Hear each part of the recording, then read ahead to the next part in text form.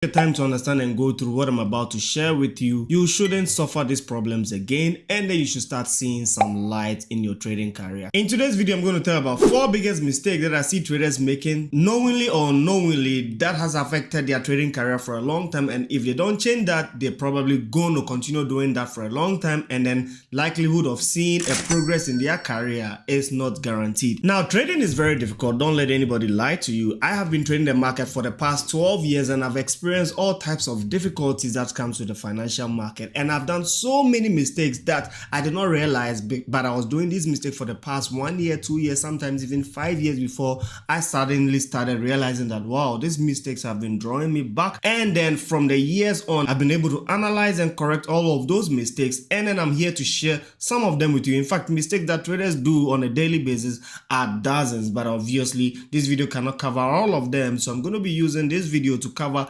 4 main ones that I know occur as much as possible and then perhaps really hinders the trader's progress. I'm not going to waste my time talking so much about the other ones, but let's go into the 4 main ones that I have to discuss with you in this video. The number one of it is assuming you can win all trade.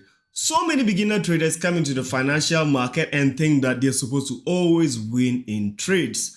In fact, I don't understand why they kind of conceive this perspective, because even in any normal business, there's always some level of loss. But you get beginner traders coming into the market and even sometimes even advanced and experienced traders thinking that they're not supposed to take a loss in the market. Because of that, all trades that they're expecting, it's like they are going all out in expectation of making blues. And the moment they see red, they are disengaged, they are confused, and they don't even know how to get themselves back up again, because their whole psychology and mood is conditioned to think that they're supposed to always see blues in the market, they're supposed to always win. It doesn't work like that in the market. The first mistake is that condition your mind from thinking that you're supposed to always win. In fact, correcting that means that you accept that in trading, losses are part of the game. Losses is your cost of doing business in trading. You must accept that it's part of the business. And accepting it also means that when your account is, let's say, $10,000 and then you lose, let's say, $200, which accounts for about 2% of it, you're extremely okay with it. You are not agitated, you're satisfied with it, and you're just moving on to the next trade. So condition your mind in today's video to think that losses are part of the game, and do not expect to never make a loss in trading. You're definitely going to take a loss, and it's just absolutely part of the game. The earlier you change that, the better for your own trading career. So one example that I want to share with you in this same topic is that I had a friend, in fact, we've been very good friends for a long time, whose trading strategy just conditions him to think that he's not supposed to make a loss. In fact, this is a very experienced trader who has more than 12 years experience in the market. He has made a lot of money in the market, and he has lost a lot of money in the market as well. In fact, when he shows you his P&L, you'll likely see either continuous blues, making a lot of money, and suddenly a huge chunk of reds that literally steals all the money. If he has not redrawn the blues already. So that means that all the time his P&L is either 100% positive or literally negative or zero, because all the time he wants to just see blue. He trades gold intensively, so he literally will scalp gold. He normally does not day trade and scalp and then swing trade. All he does is scalping, right? He takes his mobile phone, he takes his computer, he's just like looking for opportunities to buy with huge lot sizes, not putting any stop loss, and then going all out in expectation to see continuous blues. And the moment he sees red, it's like he does not even know how to manage it, and then for that matter, he's just letting the market to play out.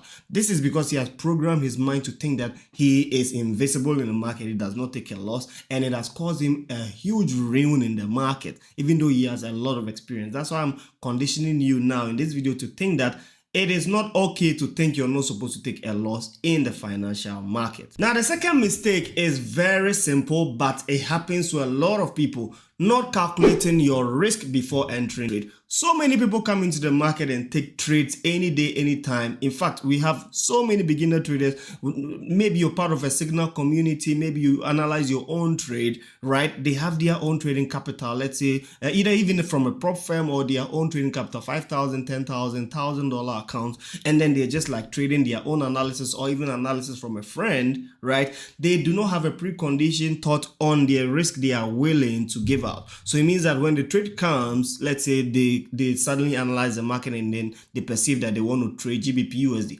Suddenly they put like 0.1 lot, and then they feel like I'm not enough, I'm not satisfied with this one, let me add 0.5. They put on 0.5.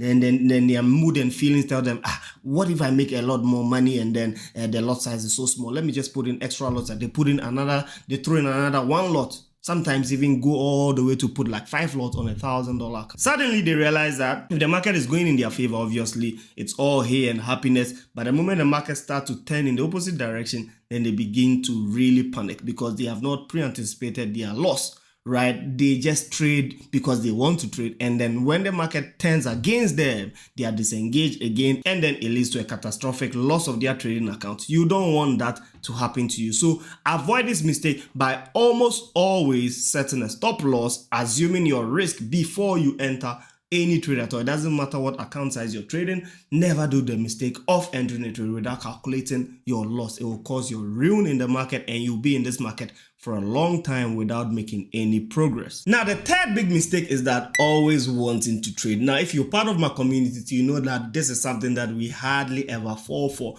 Due to my experience, I've known that if you really want to stay in this game for a long time, one thing that you must avoid is always thinking that you must be trading, right? So many people have trigger fingers. They always want to jump in a trade. If they open their trading account, their MetaTrader, and then they are not seeing any transaction running, any trade running, they feel like, I'm not a trader today. What's happening? I got to find some trades. You know, I had a footballer friend who was so happy to come into trading, right? And then because I introduced him into trading, and then I taught him all the basics and the advanced thing that he needed to know.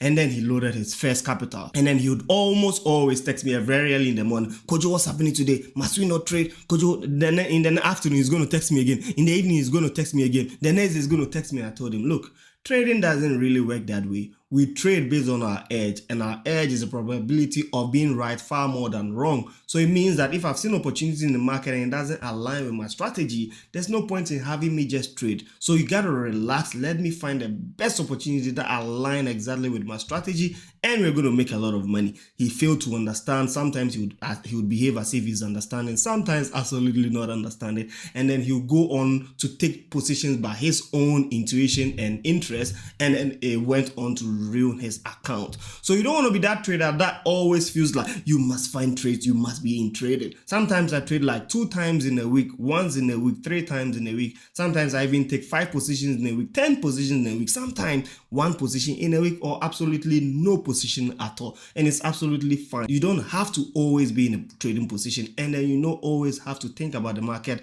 in a way that there must always be opportunity for you to make money. The moment you learn that early and change that, you're going to save yourself a whole lot of stress, and you're going to improve and progress your trading career far ahead of your game. And the last one that I want to leave to you guys, very important one, we almost always just let it slide, but it's so important, is not allowing your trade to materialize. So many traders don't allow their trades to materialize at all. Talking about allowing your trade to materialize is the fact that, let's say you're a trader whose setup normally ranges from 1:2 risk to reward or 1:3 risk to reward, right?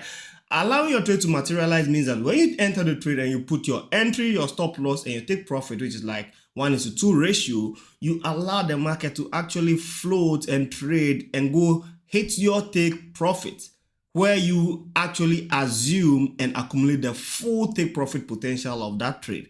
It is so important, because if you fail to do that, what is going to happen is that you're not going to have a consistent P&L. It means that, let's say you have a trade and then you put on 1:2 risk to reward, and then you enter the trade and you start seeing, let's say 1:2 risk to reward is like you risking 20 pips for 40 pips. And suddenly the trade moves into, let's say, 15 pips, and you feel like, no, what if it reverses? Let me close the trade. Then you close the trade. The moment you close the trade, remember that you did not achieve the full potential of that trade. You enter the next trade, still assuming the 1:2 risk reward, which is like risking 20 pips for 40 pips, and suddenly that trade doesn't go well, and it goes into your opposite direction and hits your stop loss. You are taking a full stop loss of 20 pips, which means that instead of you being up 2%, if you're risking 1% per trade, and then being down 1%, which covers up the loss and hence giving you an upward P&L of 1%, now you're going to actually be down 0.5% because you did not allow the initial trade, which was supposed to fully materialize, and then you're taking the full losses. So hence, you're always going to have a P&L that is sinking downwards than going upwards. And that is one mistake that comes with not allowing your trades to fully materialize. It's a mistake that I can account for lack of patience. So if you really want to solve that mistakes, then first thing I would advise you to do is that look into yourself and start adapting patience. Now that is all I have for you today when it comes to the 4 mistakes or 4 big mistakes that I see so many traders doing. There's so much more I have to share with you in the next couple of weeks, but take this one for the meantime, consume it, absorb it, watch it and rewatch it.